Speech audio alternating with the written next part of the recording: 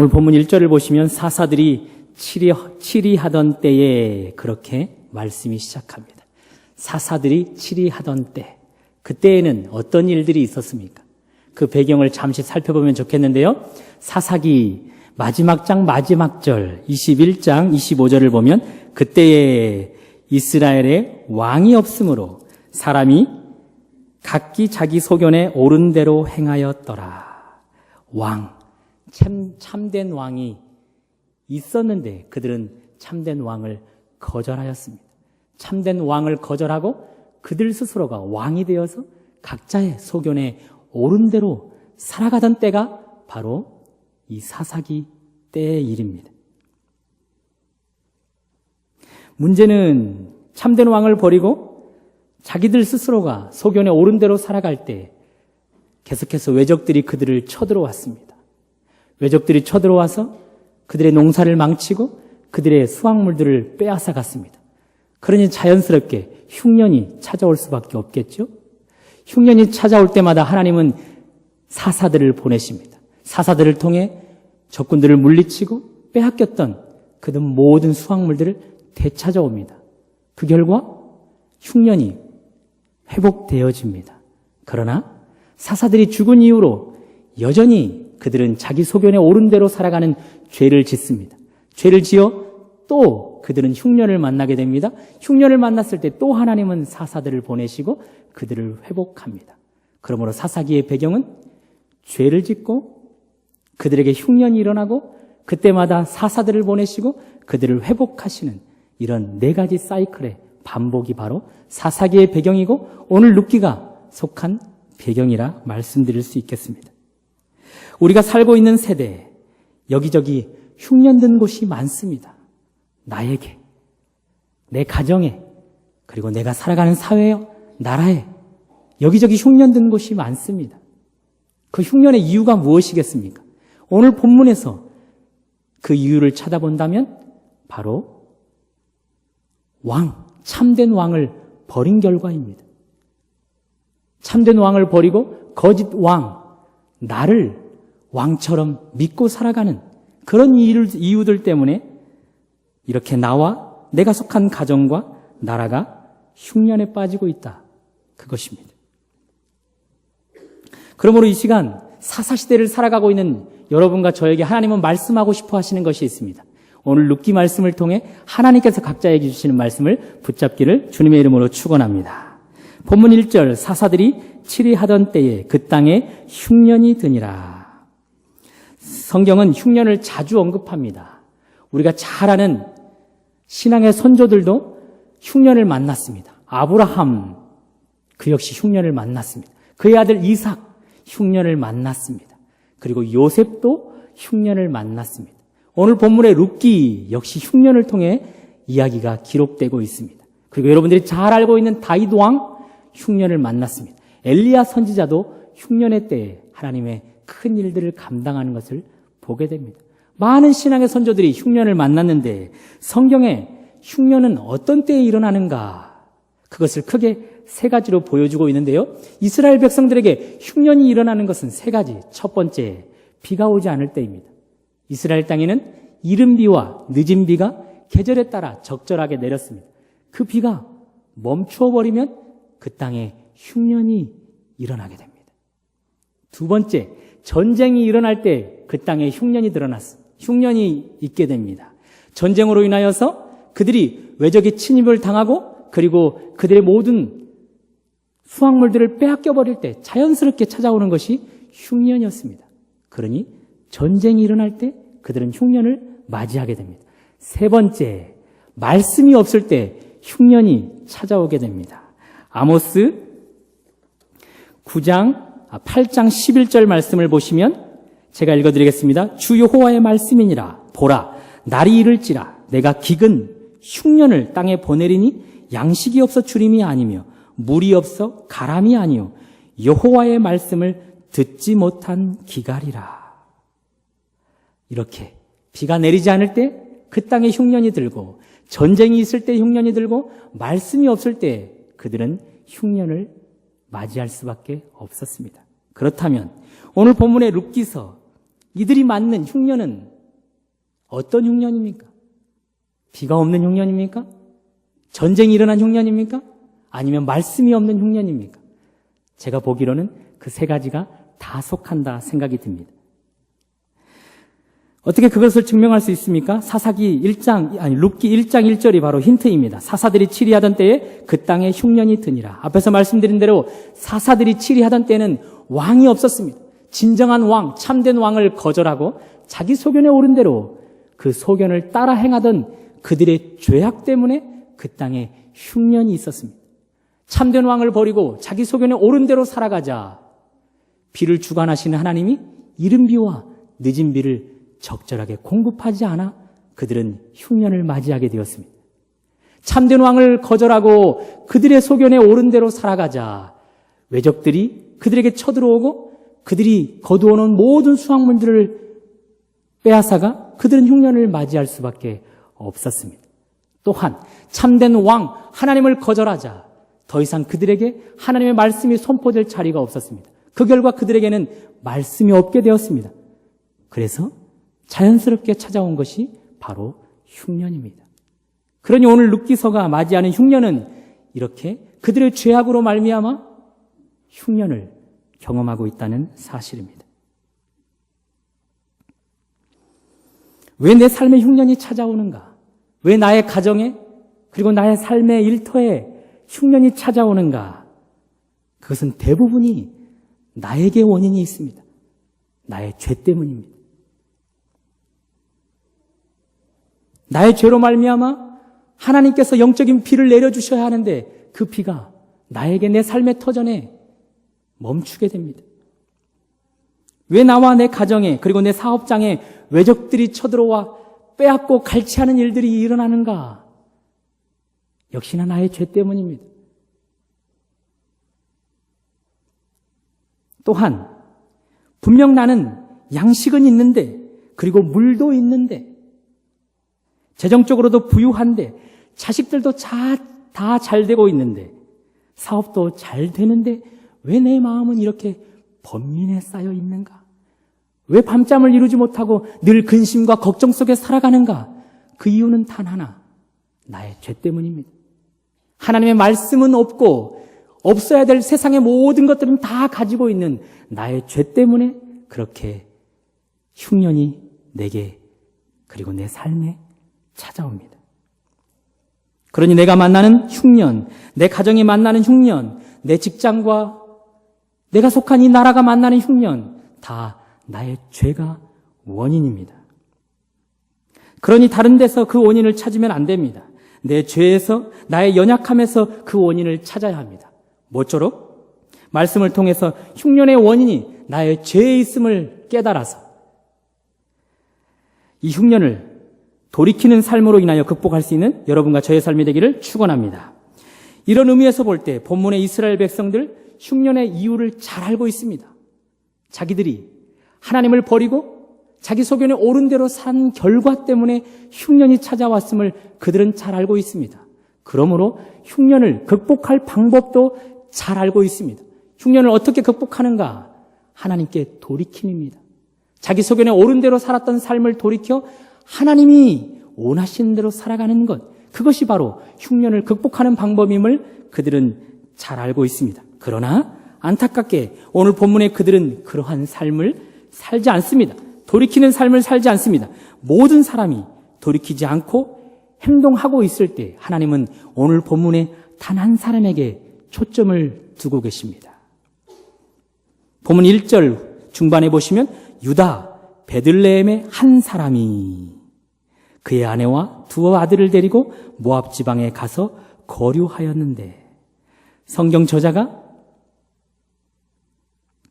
하나님의 방법으로 흉년을 극복하지 않는 그들 중에 한 사람을 주목하고 있는데 그의 소속을 밝히고 있습니다. 그는 유다 베들레헴의 한 사람이라. 유다 지파 사람, 유다 사람, 유다 지파. 다윗 왕이 나왔던 지파가 바로 유다 지파입니다. 그 뒤를 이어 예수 그리스도가 태어나는 지파가 바로 유다 지파입니다. 그런 지파에 속한 한 사람이 자신의 죄로 찾아온 흉년을 잘못된 방법으로 극복하고 있음을 성경 저자는 지적하고 있습니다.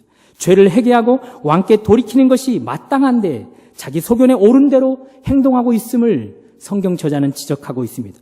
흉년을 피해 달아나고 있음을, 그것도 모압 지방, 가지 않아야 할 땅으로 들어가고 있는 것을 성경 저자는 지적하고 있습니다. 모압 족속은 여러분들이 잘 아시는 대로 믿음의 조상 아브라함의 조카 그 롯의 딸이, 롯이 술에 흥건히 취했을 때 동침하여 낳은 아들, 그가 바로 모압이고 그 후손들이 바로 모압 족속입니다. 그러니 모압은 출발부터가 죄로 인하여 출발하였습니다. 그래서 그럴까요? 이스라엘 백성들이 출애굽하여서 모압 지방에 이르렀을 때 모압 여인들이 이스라엘 백성들을 유혹합니다. 그리고 그들과 동침합니다.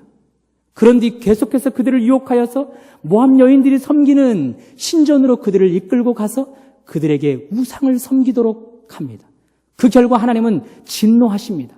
가담자, 그들에게 그 중에 수령들을 목매어 달게 하는 진노를 하나님께서 내리십니다. 그뿐입니까?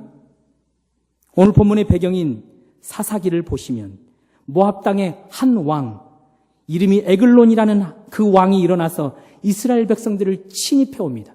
그리고 무려 18년 동안이나 그들을 압제하고 착취하는 일들이 있습니다. 그 원수의 땅으로 오늘 유다 지파 사람이 흉년을 피하여 달아나고 있음을 지적하고 있습니다. 기근이 온다고 그래서, 어려운 일이 있다고 그래서 내가 이 나라를 포기하고 북한으로 도망간다? 말이 되겠습니까? 말이 안 되는 일들을 유다 지파 사람이 행하고 있다. 그러면서 오늘 성경의 저자가 여러분들에게, 저에게 지적해주고 있습니다. 사랑하는 여러분, 성경은 우리가 흉년을 만날 때, 하나님의 방법으로 해결하지 않을 때 그 한 사람의 소석을 밝혀주고 있습니다.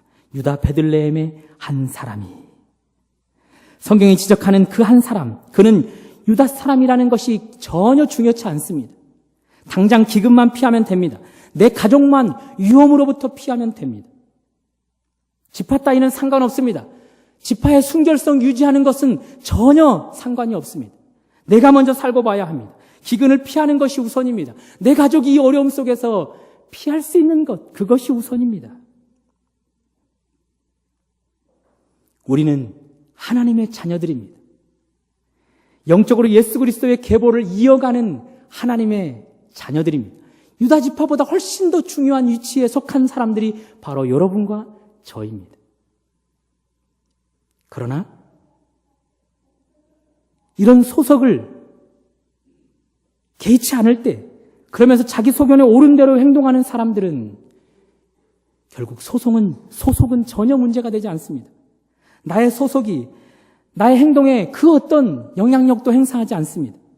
당장 어려움이 있으면 곧 세상과 타협해버립니다. 하나님의 자녀된 신분이 손상을 입어도 전혀 개의치 않습니다. 내가 힘든데 무슨 교회가 필요하냐? 내가 당장 먹고 살기가 힘든데 무슨 교회를 가겠느냐? 내 가족이 우선이다. 교회가 먼저가 아니라, 하나님의 나라가 먼저가 아니라, 하나님의 자녀된 신분이 먼저가 아니라, 나의 소속이 먼저가 아니라 내가 먼저다. 그렇게 삶을 허비합니다. 그뿐입니까? 자신의 소견에 옳은 대로 행동하는 태도는 결국 사단이 환영하는 나라로 이끌림을 받습니다. 결국 가지 않아야 할 모압 땅으로 이끌림을 받습니다.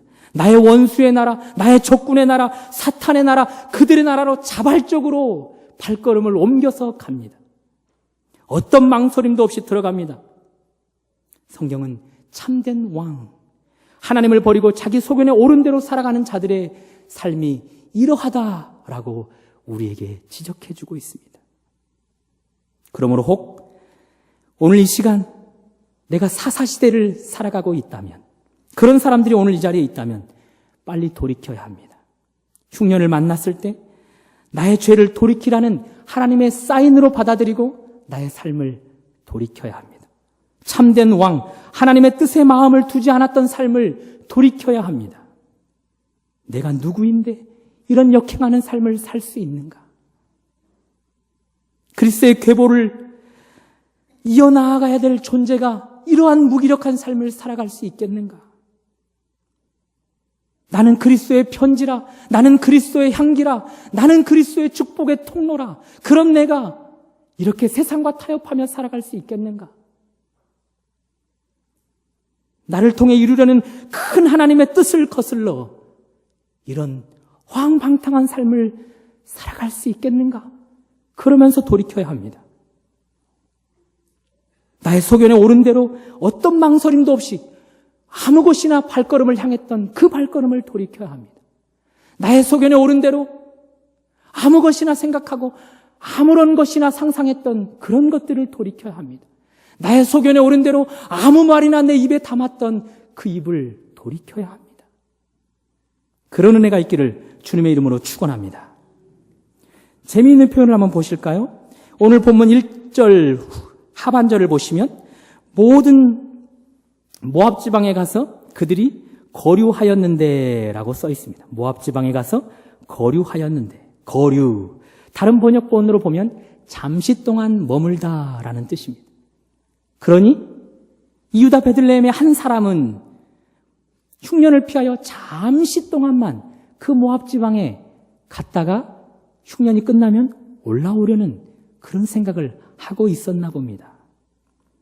그럴 때 그런 잠시 동안 거류하려고 하는 그 생각을 가진 그를 향해 성경은 기록하기를 한 사람이라고 표현을 합니다. 한 사람이. 그러나 그 표현이 바뀝니다. 2절로 넘어갑니다. 2절 하반절을 보시면 그들이 모압 지방에 들어가서 거기 살더니 잠시 동안 거류하려 했던 자들이 이제는 주저앉아 거기에 머물러 살고 있습니다. 그랬더니 성경 저자가 이제 그들을 표현하는 방법을 바꾸어 표현합니다. 어떻게 표현합니까? 2절을 보시면 그의 이름은 엘리멜렉이요, 그의 아내 이름은 나오미요, 그의 두 아들의 이름은 말론과 기럝이니. 잠시 동안만 머무르려 했던 그들에게는 성경은 한 사람이 그러면서 그들의 신상을 노출시키지 않습니다. 오히려 지켜주고 보호해주고 있습니다. 그러나 잠시 동안에서 그 태도를 바꾸어서 이제는 아예 그 자리에 주저앉아 거기서 거주하며 살아가는 그들을 향해 이제 성경은 그들의 신상을 다 털어놓습니다. 요즘 인터넷상에 신상이 털려서 큰 괴로움을 경험하는 사람들이 많이 있습니다. 성경은 마음의 태도를 바꿔버린 그들의 신상을 다 드러내고 있습니다. 그의 이름은 누구누구며, 그의 아내 이름은 누구누구며, 그의 두 아들의 이름은 누구누구며, 그가 살고 있던 마을은, 그러면서 그들의 신상을 정확하게 세밀하게 보도해주고 있습니다. 이것을 볼 때 성경 저자는 한 번의 실수 정도는 용납하는 듯합니다. 한 번의 잘못된 곁길로 빠진 그 모습은 용납하는 듯 싶습니다. 그런 실수와 그런 연약함은 용납하는 듯 싶습니다. 그래서 그런 자들의 신상을 보호해 줍니다. 완전히 드러내지 않고 지켜줍니다. 유다 베들레헴의 한 사람이 그렇게 표현하면서 그들의 신상을 보호해 줍니다. 그러나 그의 마음의 실수를 실수로 인정하지 않을 때, 실수를 돌이키지 않고 자신의 삶의 일부로 그 실수를 계속해서 행할 때에 성경은 그 사람을 향한 태도를 바꾸어 버립니다. 한 사람이 그렇게 표현하지 않고 이제는 그 사람의 이름은 누구누구라, 그의 아내의 이름은 누구누구라, 그 아들들의 이름은 누구누구라, 그러면서 그 사람의 이름을 공개적으로 털어놓습니다. 이것을 볼 때 우리는 실수에서 멈춰야 합니다. 잘못된 한 번의 곁길로 치우친 그 길에서 돌이켜야 합니다. 한 번만 더 그런 삶에서 돌이켜야 합니다. 계속해서 지속하면 안 됩니다. 하나님은 나의 그런 태도를 그런 나의 마음이 바뀌는 태도를 기억하고 계시기 때문에 그렇습니다. 실수를 실수로 끝내지 않고 잠시 곁길로 빠진 것을 멈추지 않는 태도를 하나님은 보고 계십니다. 그러니 한 번만 더 하자. 그러면서 자꾸 실수했던 일들을 의도적으로 행할 때에 하나님은 그런 사람에 대한 태도를 바꾸어 버리십니다. 공개적으로 그 사람에 대한 태도를 바꾸어 버려서 모든 사람들이 알도록, 그의 가족들이 다 알도록, 그의 동료들이 다 알도록, 그를 알고 있는 모든 지인들이 다 알도록 그의 신상을 털어놓습니다. 계속해서 재미있는 표현을 계속해서 살펴볼까요? 계속해서 2절을 보시면 그들의 이름을 낱낱이 기록합니다. 그의 아내의 이름도, 그리고 그의 자식들의 이름도 기록했습니다. 아마 이렇게 신상을 털어놓았을 때 저자의 마음은 여기서 멈추길 바라는 최후의 통첩 같습니다. 더 이상은 안 된다라는 최후의 통첩. 그러나 그들이 거기서 멈추지 않습니다. 그러자 어떤 일이 일어납니까? 3절. 나오미의 남편 엘리멜렉이 죽고, 결국 사랑하는 남편이 죽고 맙니다. 최후의 통첩도 무시하자 결국은 남편이 죽고 맙니다. 그러면 이제라도 깨달아야죠. 나의 남편까지도 잃어버렸다면 이제라도 깨달아야죠. 그러나 이들은 왜 이렇게 무지할까요? 계속해서 전진합니다. 계속해서 세상과 타협합니다. 의도적으로 계속해서 더 세상으로 들어갑니다. 4절을 보시면 그들은 모압 여자 중에 아내를 맞이합니다. 최후의 통첩을 무시했다가 남편이 죽었음에도 불구하고 멈추지 않았던 그들, 이제는 그들과 결혼을 합니다. 결코 하나가 될 수 없는 자들이 가족의 울타리를 형성하여서 그들을 하나로 묶고 있습니다. 그러자 어떤 결과가 펼쳐집니까? 5절. 말론과 기련 두 사람이 다 죽고. 우리는 생각합니다. 한 번의 실수, 한 번 정도 곁길로 나가는 정도야 괜찮겠지.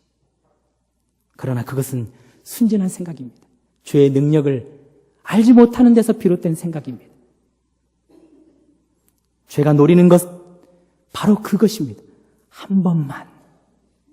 죄가 그것을 노립니다. 죄가 가장 좋아하는 것이 바로 한 번만입니다. 한 번만 더입니다. 그러면서 한 번만 죄의 손을 잡아버리면 죄는 우리를 덥석 물어버립니다. 동물의 왕국을 보면 뱀의 능력이 나옵니다. 사탄을 표현하기 위해서 뱀의 능력을 한번 설명해 보겠는데요. 뱀은 자기보다 훨씬 더 큰 짐승을 잡아먹으려고 합니다. 새나 여러 짐승을 말입니다. 그 뱀의 입은 굉장히 작은데 그 입보다 몇 배나 더 큰 새나 짐승을 잡아먹으려고 덤벼듭니다. 정말 그 뱀이 그 짐승을 한번 물면 결코 놓치지 않습니다. 그 자기 입보다 몇 배나 큰 짐승을 물었을 때 결코 놓치지 않고 그 짐승을 삼키기 시작합니다. 신기하게도 그 뱀의 입이 그 짐승의 크기처럼 커집니다. 그 뱀의 몸통이 그 짐승의 크기처럼 커집니다. 그리고 결국은 그 몸통 끝으로 가면서 그 짐승을 완전히 소화시켜버립니다. 사탄의 능력이 그렇습니다. 한 번 물면 결코 놓치지 않습니다. 한 번 물어버린 그 먹잇감을 결코 놓치지 않고 그 먹잇감을 완전히 삼켜서 소화시켜버릴 때까지 그 먹잇감을 놓아주는 일이 없는 그 존재가 바로 사탄입니다. 한 번의 선택이 평생을 좌우한다. 정말 맞는 말입니다. 죄에게 한 번 나의 실수를 용납해서 내어줬던 그 선택이 평생 죄에게 노예로 살아가게 만듭니다. 죄가 나를 좌지우지하는 인생이 되게 만듭니다. 죄에게 꼼짝없이 묶이고 매어 절대 복종할 수밖에 없는 인생이 되게 만듭니다.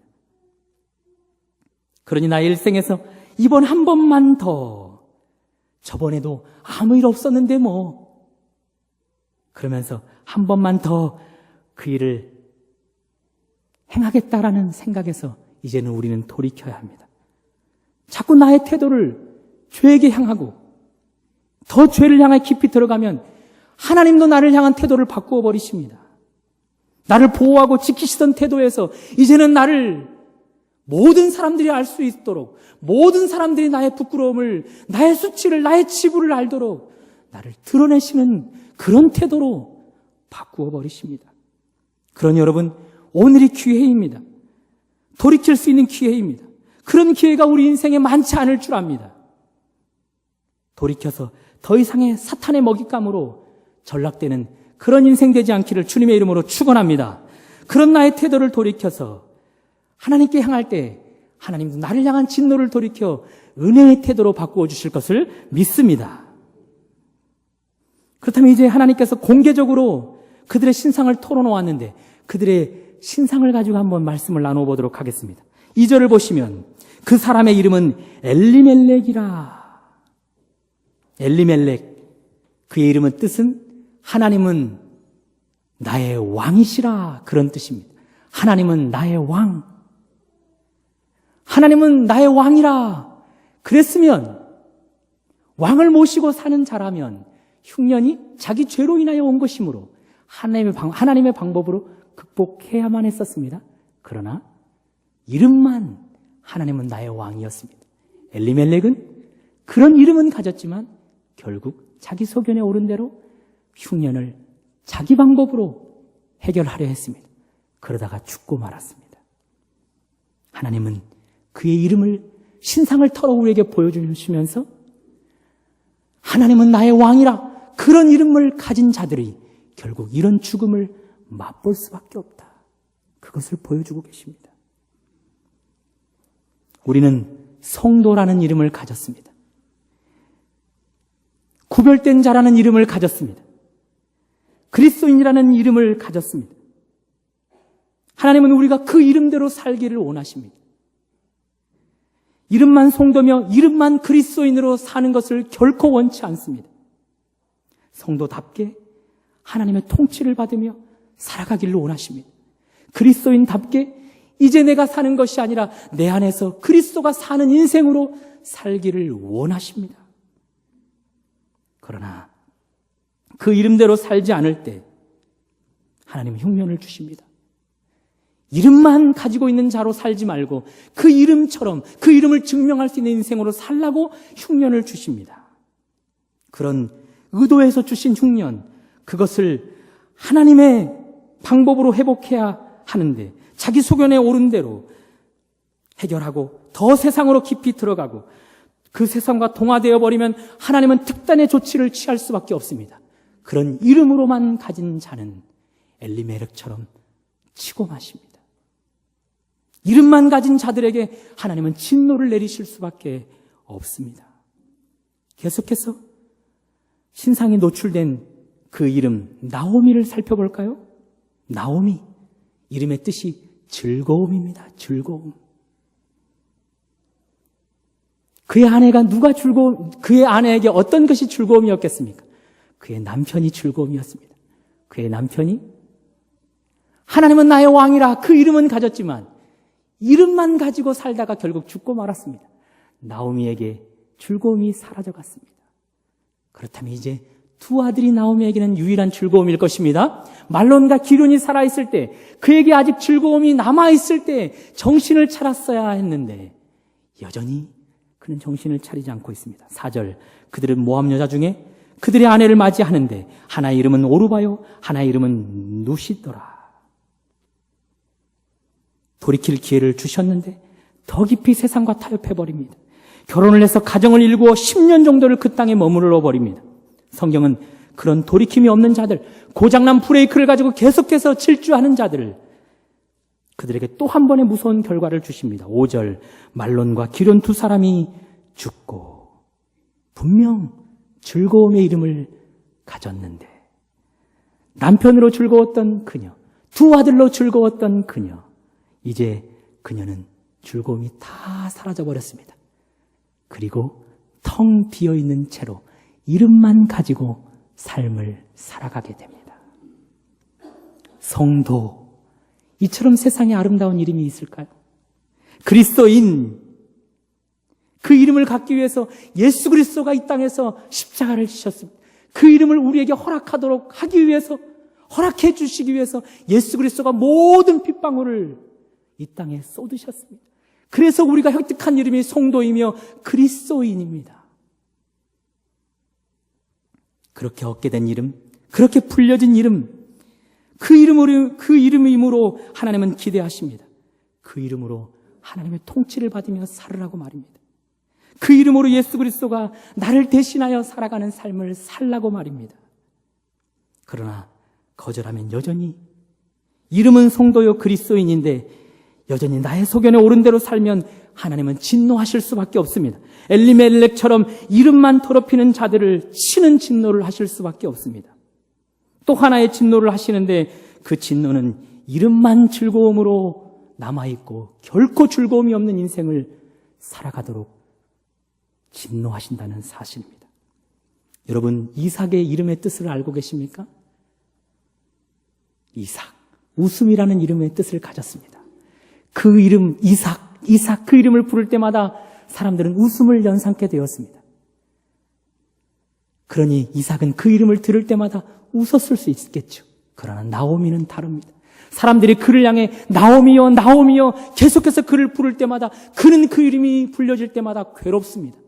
그의 즐거움에 남편이 없기 때문에, 그의 즐거움에 두 아들이 없기 때문에, 그를 즐겁게 할 수 있는 그 어떤 요소도 없기 때문에 그는 그 이름을 들을 때마다 괴롭습니다. 그래서 그는 오늘 본문은 아니지만 1장 19절에서 20절을 보시면 나를 즐거움의 뜻인 나옴이라 부르지 말고 마라라 부르라, 괴로움의 뜻을 가진 마라라 부르라, 그러면서 그의 이름을 스스로가 바꾸어 버립니다. 성도, 그리스도인, 그 이름에 나의 정체성이 들어 있습니다.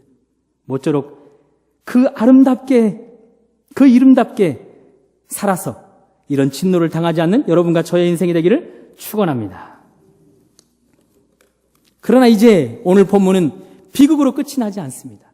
사건의 반전이 일어납니다. 오늘 보면 6절을 보시면 그 여인이 모압 지방에서 여호와께서 자기 백성을 돌보시사 그들에게 양식을 주셨다 함을 듣고, 여호와께서 자기 백성을 돌보셨답니다. 자기 백성을 찾아가서 그들에게 양식을 주셨답니다. 그렇다면 질문 한번 해볼까요? 여기 자기 백성, 하나님의 백성은 누구입니까? 흉년이 그들에게 찾아왔을 때 그 땅을 벗어나지 않고 흉년을 잘 극복했던 사람들이 하나님의 백성입니까? 반면 나오미와 같은 사람들은 하나님의 백성이 아니겠습니까? 흉년을 피해 달아나 버린 자, 나라도 버리고 민족도 버리고 하나님의 순결한 지파의 그 순결성도 버려버린 그런 사람은 하나님의 백성이 아니겠습니까? 제가 보면 둘 다 하나님의 백성입니다.